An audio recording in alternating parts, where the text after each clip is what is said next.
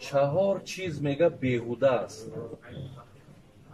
برادر عزیز، انشالله من یک طرزی برای شما بیان میکنم عادی کرده که خدا خواه یگان مشکل نمیشود. فقط از الله ما خواهانی هستیم که خداوند آن چیزی را که این عزیزای خدا برای ما زحمت کشیدن، مهنت کردن، ما را توفیق عمل کردن شد. زیرا شنیدن برادرای عزیز خیر زیاد دارد، لیکن اگر عمل نکنیم بسیار جبر زیاد در حق ما کردگی. کسی میداند و پایبند نمی شود، این بسیار برادرای عزیز حالش وزنی تره از آن کسی که وقتی که نمیداند و میکنه. این عزیز خدا برادر عزیز گفت چهار چیز بیهوده. چه بیهوده؟ یکم، هرگاهی که خدا کسی را علم میتد ولی در علم دادگیش عمل نمیکند، این عزیز خدا میگه که این علم، داشتن این علم بیهوده است.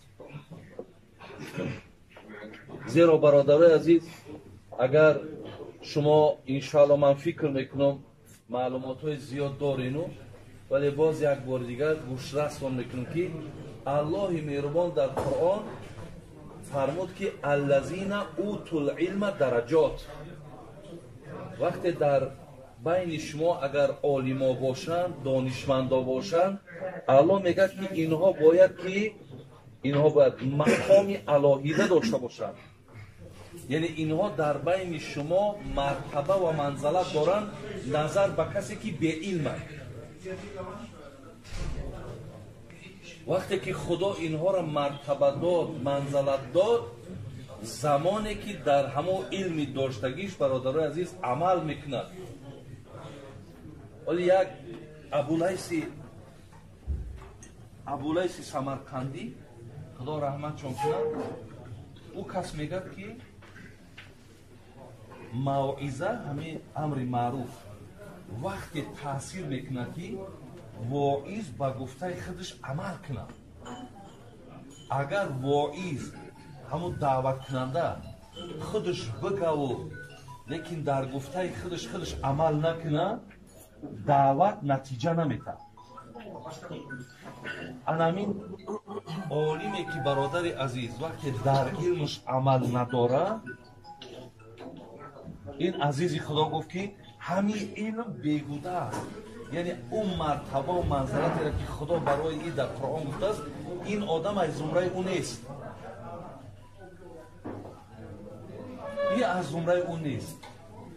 چرا که شاعرای ما میگن که از من بگوی عالم تفسیرگوی را، در علم اگر عمل نکنی نادان مفسر. اگرچه مفسری قرآن هم باشی، اگرچه حدیث هم میگیری، عربیش هم میخونی، معنا میکنی، لیکن در تو توفیق عمل نیست، بزرگان میگن که تو نادان ترین مفسرایی. ما تو را مفسر هم نمیگیم. حضرت ابی دردا برادرای عزیز یکی از صحابای بسیار جلیل القدر بود.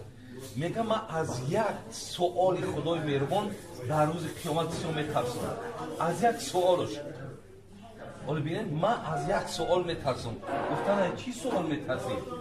گفت وقتی خدا گوید که من علمی که به تو دادم با این علم چی ها کردی، از همین سوال میترسم. یعنی تو علم داشتی، ما تو را علم داده بودیم، آیا با علم چی کردی؟ زیان آوردی؟ فایده آوردی؟ چیکار کردی؟ من از این سوال پروردگار بسیار در ترسم. حالا که اونا برادرای عزیز به خدای مهربان قسم و صحابای پیامبر بودن، اونا فکر میکنن که ممکنه که بی خطا نبودن، زیرا غیر پیامبر همه خطا میکنن، لیکن به هر حال این بدبختی که امروز هست اونا نداشتن، ولی ترس اونها زیادتر بود. خوش به حال اون عالم هایی که برادرای عزیز از علمشان مردم منفعت میبرند، برای مردم حقیقت سخن خدا و پیغمبر میگه. خوش به حال این عالم ها برادرای عزیز، خوش به حالشان. якум чизе беҳуда будааст бародаро, чӣ будааст? Вақте одам илм дораду амал надорад, ин илм беҳуда.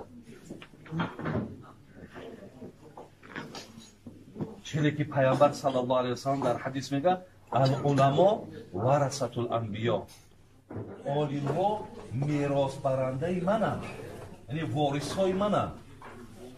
инҳо аз ман мерос бурданд. мерос гуфта медонед, на падар модарат мурд, аз ҳамон молу мулкша мегирӣ. аз пайғамбар молу мулк намонд. олимҳо фақат илма гирифтанд.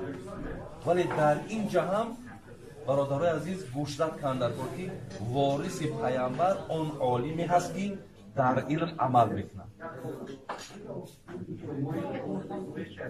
як аки гап бисёр дорум, барои вақтҳомон кам буда, иншоалло ё барои одам мефаҳмидаги худаш ишора насай. дуюм чизе ки беҳуда аст, касе мол дораву лекин эҳсон надорад. мол дораву гуфти ғармиёи мо ки мирдай, бисёр мирдай. ин молдорӣ, бародари азиз ва гиромӣ, чӣ будааст? беҳуда буда. ҳичи маъне надоштааст. мегӯяд молдор ҳамон молдоре ҳаст ки аз молаш хайр ва эҳсон дорад. ҷавонмарде бародари азиз. худо раҳмат кунад, шоироро мегӯяд тангчашмонро ба неъмат сер кардан мушкил аст. одаме ки агар тангчашм бошад, ҳамин миллион ки биёбад, мега ира сер кардан намешавад. тангчашмонро ба неъмат сер кардан мушкил аст. мард медонам ки мурғеро зиёфат мекунад. ҳамин як одамеро дидам ки як мурға зиёфат кунам, онро мардак мегӯям. барои ҳамин ҳазрати аби ҳурайра ҳадиси муттафақун алай гуфтаги бародаро, ду китоби машҳури бузурги хумон, имом бухорӣ, имом муслим, ҳар душ дар китобошон оварданд. аз номи ҷаноби имом абу ҳурайра мега ҷаъа раҷулун ила наби саллаллоҳу алайҳи васалам, мега пеши пайғамбар як одам омад.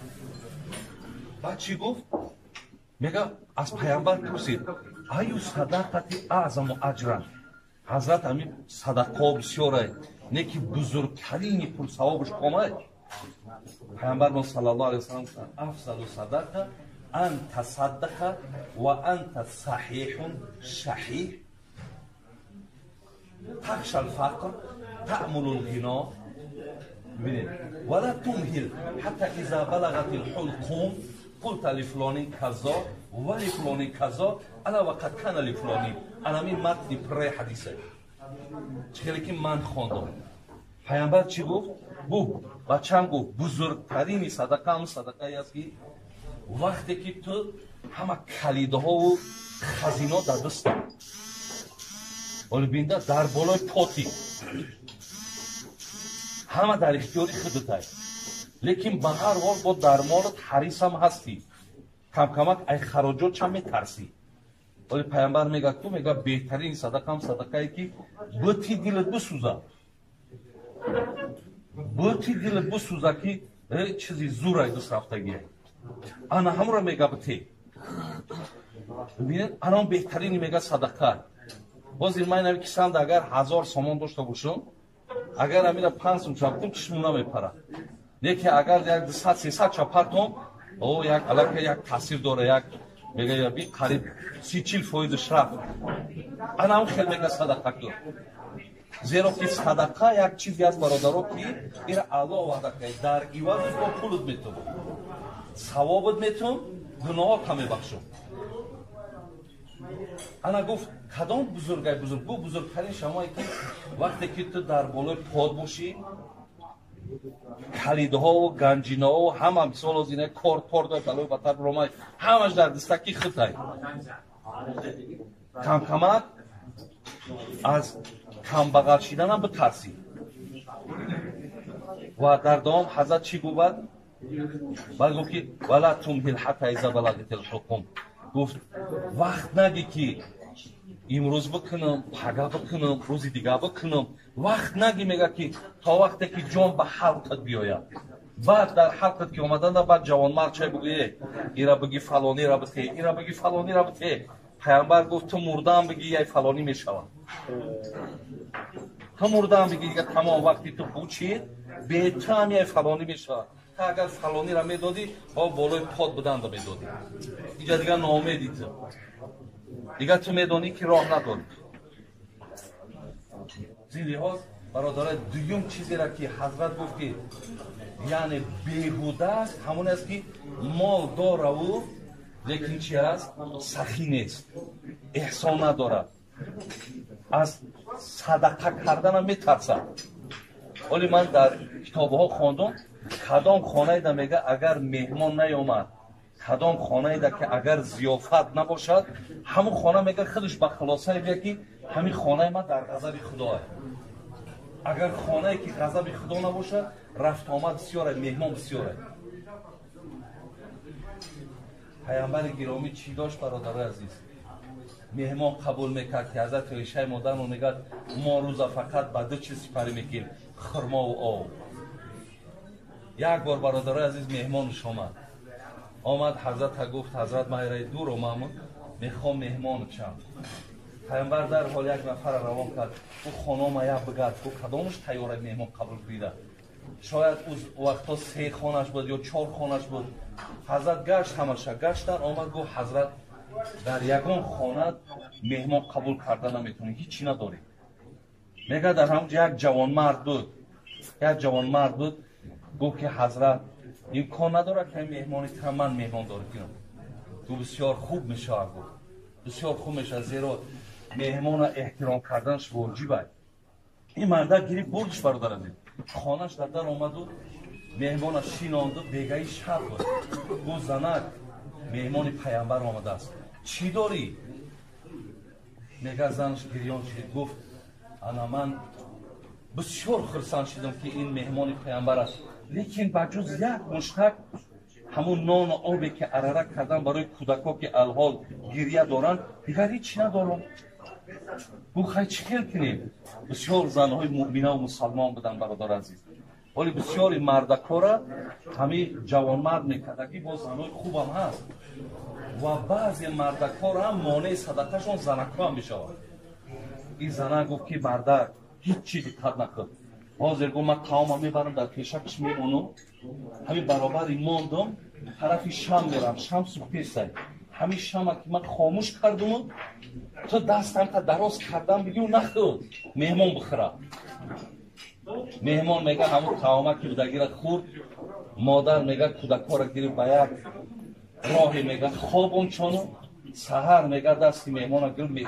مسجد را میگه وقتی پیامبر سلام داد نماز بود کرد گشت میگه طرف همون مردکی جوانمرد نگاه کرد انا تبسم کرد میگه حتی دندانهاش جلا داد گفت چه عجیب کاری کردی که چه مهمانداری کردی که خدا را خوش آمد حتی جبرائیل آورد از نام پروردگار که بسیار یک مهمان نوازی زیبایی کردن یعنی بین چه نقش عجیب بازی کرد زین لحاظ بین به همون قدر هم برادر عزیز اونا دستی سخی داشتن دستی سخاوت داشتن 3 برادر که من سخری دراز دارم یکم چی بود کسی علم دارد عمل ندارد علمش بیهوده است دویم مال دارد و سخاوت ندارد احسان ندارد مالش بیهوده است سیوم کسی تقوا داره و تقواش در ظاهر شد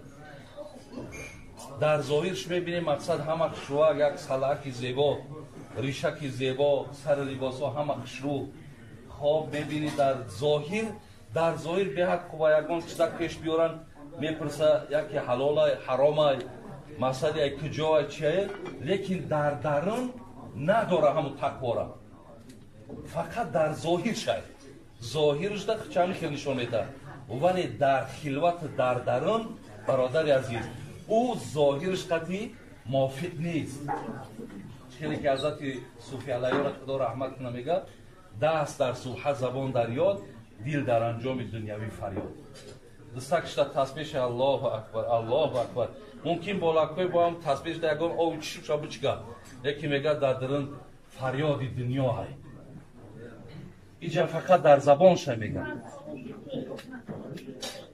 ظاهرا خود حرقه پوشی ها، باطنا خود مکر و فریبی ها. این چی طاعت این چی طاعت چی اقتدا باشد، مردنت به که زندگی باشد. مقصد از همین چیزها مردن بهتر که تو مقصد به این شکل ظاهر تقوا دارد، باطنت نی. چهارم چیز برادر عزیز، این عزیز خدا بیان کردن، گفتن عمری که در داخلش عبادت ندارد، این عمرم عمر بیهوده. و 50 رسیدی، به 60 رسیدی برادر، ولی ما داریم که ممکن در منطقه شما باشد نفرهای داریم که در 50 و 60 رسیده، لیکن پیشانیشان سجده را ندیده. برادر عزیز و گرامی، به خود بیا، به خدا قسم هر یک زمان پیک اجل را تهدید کسه. هر یک زمان عمری که در او عبادت نیست. بین همین صوفی علیان عجیب زیبا گپ داره، میگه عمر اگر نگذرد به حق جویی، عمری که در او حقیقت جویی نباشد، عبادت نباشد، شرم نکرده عمر هم گویی. عمر اگر نگذرد در رای مولا، عمری هر گاو خر از او بالا. عمری که اگر اون نداشته باشد عبادت، کس از در یک عمری خر گاو بالا. 4 چیزا از ذهنتان نبراریم. علمی که عمل نباشد بیهوده است، مالی که سخاوت ندارد بیهوده است. برادر عزیز، تقوایی که ظاهرش ده است باطنش ده نیست، این تقوا هم بیهوده است. عمری که برادرای عزیز در داخلش عبادت ندارد، این عمر هم عمری بیهوده است. الله همه تا نگهبان، خدای مهربان خیر دنیا آخرت هم بده. برادر ما اصل‌الدین بازم خیر احسانش قبول و اون پاداش اجرهایی را که در عوض این خیر هست خدا در نامه اعمالش نویسانده و همه شما را خداوند کاراتون در برار برکت بیاره و الله مهربان کجای ده باشید، کجای حق سفر میکنین، همه شما با خیر گردونه و خدای مهربان تمنیات و مقصودهایی که در دلهاتون دارین اگر نیک باشد خداوند حاصل گردونه.